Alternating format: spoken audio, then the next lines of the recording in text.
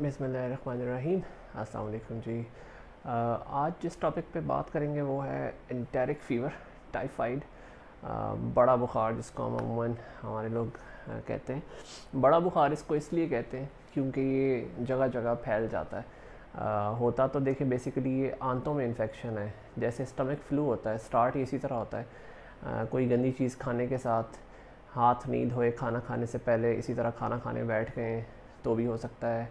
अमूमन गंदा पानी पीने से होता है। 70% 80% चांस है कि जो पानी पिया है वो साफ़ नहीं था और उसकी वजह से टाइफाइड स्टार्ट होता है। और स्टार्ट होता है आंतों में इन्फेक्शन के साथ। मक्खियाँ भी एक बहुत बड़ी वजह है, इसलिए आपको लगता है हमें नज़र आता है गर्मियों में ज़्यादा होता है। अब वैसे सर्दियों में भी हमें नज़र आता रहता है टाइफाइड, क्योंकि खाने पीने में गंद बहुत है बाज़ार में।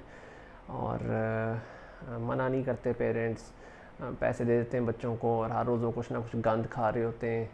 ये तरह तरह के कप केक्स, बंटीज़, जेलीज़, लॉलीपॉप्स, सब गंद है। जिस मर्ज़ी कंपनी का जूस का डब्बा उठा लें, रंग डाला हुआ होता है बीच में, पेप्सी, 7 अप, एवरीथिंग। तो अब ये वजह है सारी इस किस्म की बड़ी बड़ी बीमारियां आने की। और बड़ा बुखार इसलिए कहते हैं, पेरेंट्स को मैं समझाता हूँ कि भाई वो होता तो आंतों में, लेकिन आंतों से वो सबसे पहले जिगर को अफेक्ट करता है। तो अमूमन टाइफाइड होता है, साथ ही फिर ऐसा ऐसा यरकान होना शुरू होता है अगर टाइफाइड ना ठीक हो तो। और इसी तरह वो यूरिनरी ट्रैक इन्फेक्शन कर सकता है, मसाने में इन्फेक्शन कर सकता है, बॉडी एक्स, जिस्म में दर्दें, थकावट, सुस्ती, वाइट सेल कम कर देता है, सफ़ेद खून कम हो जाता है। तो ये सारी चीज़ें उसमें आती हैं। वजह गंदगी हो गई, सिम्टम्स इस तरह हो गए, तेज़ फ़ीवर होता है, काफ़ी हाई ग्रेड फ़ीवर होता है, जिस्म में दर्द बहुत ज़्यादा होती है। और अमूमन बच्चे की ज़ुबान देखें तो वो काफ़ी सफ़ेद हो चुकी होती है, थकावट, सुस्ती और कमज़ोरी की वजह से ज़ुबान पे एक इफ़ेक्ट नज़र आ रहा होता है। तो एग्ज़ामिनेशन बड़ा ज़रूरी है बुखार में। ज़ाहिर बात है बच्चे को कोई अच्छा पीडियाट्रिशियन, बच्चों का डॉक्टर देखेगा तो ज़्यादा अच्छा अंदाज़ा लग सकेगा। और उसके बाद उसका ट्रीटमेंट है। देखें, इस टाइफाइड के टॉपिक में जो मुझे सबसे बड़ी एक मसला नज़र आ रहा है ना लोगों के अंदर समझने में, जो और हमारे जो इदारों में लोग बैठे हैं वो उसका फ़ायदा उठाते हैं क्योंकि लोगों को पता नहीं है। और बेसिकली इस चैनल बनाने का मकसद तो यही है कि अवेयरनेस दे सकें। तो नंबर 1 अवेयरनेस जो टाइफाइड में आपने रखनी है अपने जहन में, वो टेस्ट है। ये जो है ना विडाल, अक्सर लोग टेस्ट कराते हैं, लेबॉर्ट्रियों वाले भी करते हैं, हालांकि उनको पता होगा जो उनके हेड्स हैं ये टेस्ट ख़त्म हो चुका है। अब ये किताबों में कहीं नहीं लिखा है भाई आपने टाइफाइड के लिए विडाल कराना है, आपने टाइफी डॉट कराना है, ये ख़त्म हो गया, ऑब्सोलीट हो चुके हैं।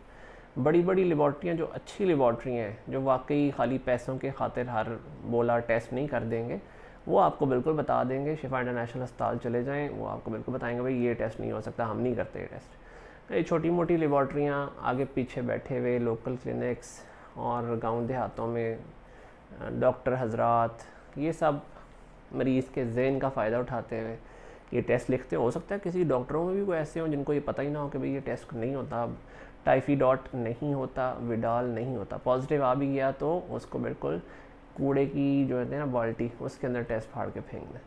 तो बहुत सारे लोग करवा कर आते हैं, ये जी हमने टाइफाइड का टेस्ट करा लिया है, ये डॉक्टर ने देखा है, उसने ये दवाइयाँ लिख दी। तो जनाब नंबर 1 चीज़ आपने इसमें याद रखनी कि भाई आपने ये धोखा नहीं खाना कि डॉक्टर कहने मैं टाइफाइड का टेस्ट कराता हूँ भाई तो विडाल और टाइफी डॉट, नो, ये टेस्ट नहीं होने। अब जो असल टेस्ट है जो टाइफाइड का, वो तो है ब्लड कल्चर। तो ब्लड कल्चर आगा खान यूनिवर्सिटी, आगा खान हॉस्पिटल कराची का, या बड़ी रिसर्च जो चीज़ है या किताबें जो कहती हैं वो कहती हैं भाई ब्लड कल्चर कराएं। लेकिन ब्लड कल्चर, एक दफ़ा मुझे ख़ुद अपना टाइफाइड का टेस्ट कराना पड़ा, तो ब्लड कल्चर जो है उसके लिए आपको 10 सीसी ब्लड देना है। अमूमन जो छोटे मोटे टेस्ट होते हैं उनमें आपने 1 सीसी ब्लड देना होता है, 2 सीसी देना होता है, बस इतना थोड़ा बहुत ब्लड देना होता है। इसमें आपने 10 सीसी, जो बड़ी सिरिंज होती है, एक थोड़ी मोटी सिरिंज इतनी और बड़ी सिरिंज, तो 10 सीसी ब्लड देना पड़ता है, जो कि एक बहुत ही प्रॉब्लम वाली चीज़ है बच्चों के लिए और पेरेंट्स के लिए। तो ब्लड कल्चर तो हम नहीं लिखते, मैं नहीं लिखता क्योंकि बहुत ज़्यादा ब्लड देना पड़ता है, तो कभी नहीं लिखा। तो उसमें क्या एक अच्छा तरीका है, आप कंप्लीट ब्लड काउंट करा लें, सीबीसी करा लें। और अमूमन 6-7वें दिन जाके ना वो उस सीबीसी के ऊपर भी टाइफाइड पकड़ा जा सकता है कि उसमें टीएलसी काउंट नीचे आना शुरू हो जाता है, सफ़ेद खून कम होना शुरू हो जाता है, टीएलसी काउंट। तो वहाँ से आप पिक कर लेंगे अच्छा भाई ये टाइफाइड जैसी कोई इन्फेक्शन है, टाइफाइड हो सकता है, टाइफाइड हुआ हुआ, तो अगला उसका पक्का टेस्ट तो ब्लड कल्चर है, बोन मैरो है, स्टूल कल्चर, वो बहुत मुश्किल टेस्ट है, तो वो कोई नहीं कराता। लेकिन सीबीसी से अक्सर मेरी प्रैक्टिस तो मैं तो इस तरह ही करता हूँ कि सीबीसी एक छोटे से टेस्ट से आप अंदाज़ा लगा लें कि भाई ये टाइफाइड की तरफ बीमारी जा रही है, तो आपने कौन सी एंटीबायोटिक की चॉइस करनी है इस बीमारी को ठीक करने के लिए। बाकी उसमें 8-10 दिन 12 दिन दवाई लेनी पड़ती है, 2-3 दिन बाद टाइफाइड अल्हम्दुलिल्लाह से ख़त्म हो जाता है अपनी दवाई के साथ। उसमें दवाइयों में बहुत सारे ऑप्शंस हैं, लेकिन बेड रेस्ट बड़ा ज़रूरी होता है, बहुत ज़रूरी होता है कि आप आराम भी करें साथ। ये नहीं कि जैसे ही बुखार ख़त्म हुआ तो उठ के छलांगे मारना शुरू कर दी और स्कूल भी जा रहे हैं, बाज़ार भी फिर रहे हैं, गंद भी खा रहे हैं, ऐसे टाइफाइड ठीक नहीं होता। वो थकावट से फिर वापस बुखार आना शुरू हो जाता है। तो बेड रेस्ट नंबर 1 और हाइड्रेशन स्टेटस नंबर 2। ना खाने पीने का सिस्टम ठीक रखें, बहुत ज़्यादा बंद करने की चीज़ें ज़रूरत नहीं है, नॉर्मल खाना खाएं, और जूसेस का इंटेक, पानी का इंटेक ज़्यादा हो जाना चाहिए उस दौरान, ताकि आपकी हाइड्रेशन स्टेटस, इम्यून सिस्टम आपका ठीक रहे। और नंबर 3 है दवाइयाँ। ठीक हो गया जी। और टाइफाइड भी अमूमन अगर घर में किसी एक को हो तो वो स्प्रेड कर सकता है, तो उसमें भी ज़रा एहतियात ज़रूरी है। खाने के बर्तनों में, टॉवल्स के इस्तेमाल में, पानी के गिलास में सेपरेट कर देना चाहिए।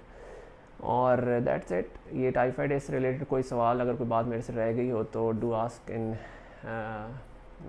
जो नीचे आप टेक्स्ट मैसेजेस कर सकते हैं, लिख सकते हैं, क्वेश्चन कर लें बेशक। ठीक हो गया जी। अपना बहुत सारा ख्याल रखें। अस्सलाम वालेकुम।